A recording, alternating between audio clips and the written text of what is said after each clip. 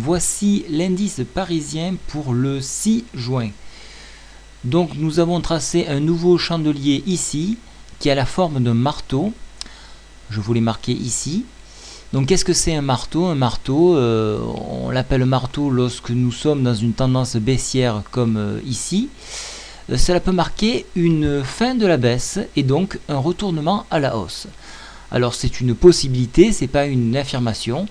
Donc dans le cas où il y aurait cette hausse, on irait dans un premier temps casser cette tendance haussière sur les 3896 et pour le mieux revenir au contact du gap que nous avons laissé et pourquoi pas le combler en totalité jusqu'à 3956. Ça c'est pour ceux qui pensent positif et pour ceux qui pensent que l'Espagne restera comme il a été prévu, une opinion positive pour les statistiques en début de matinée.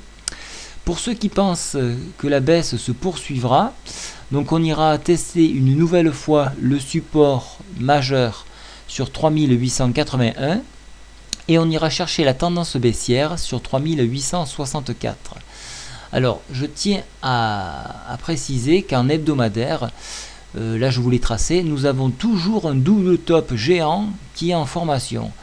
Donc en hebdomadaire, donc on a encore un peu du temps, on peut trader sur de l'intraday, donc dans la journée, mais on risque d'aller vers du plus bas. Donc alors si on trace le plus bas, donc on prend la hauteur du M qui se forme ici, donc le double top, on le reporte un peu plus bas, nous arrivons à 3500 points. Donc ça c'est un objectif que nous pouvons viser en hebdomadaire.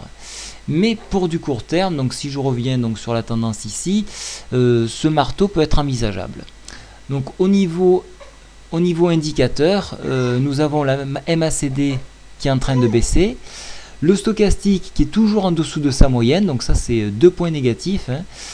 Ici le RSI tout à fait neutre et le William R qui se redresse un petit peu, c'est des oscillateurs tout comme le rock'n'roll, donc ce n'est pas à prendre en considération.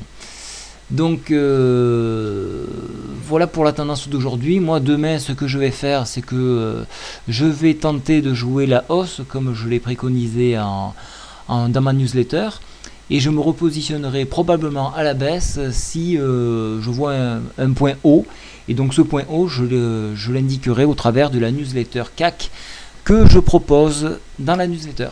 Ouais, ça fait beaucoup de newsletters tout ça. Je vous souhaite une bonne soirée et une bonne fin de dimanche. Au revoir.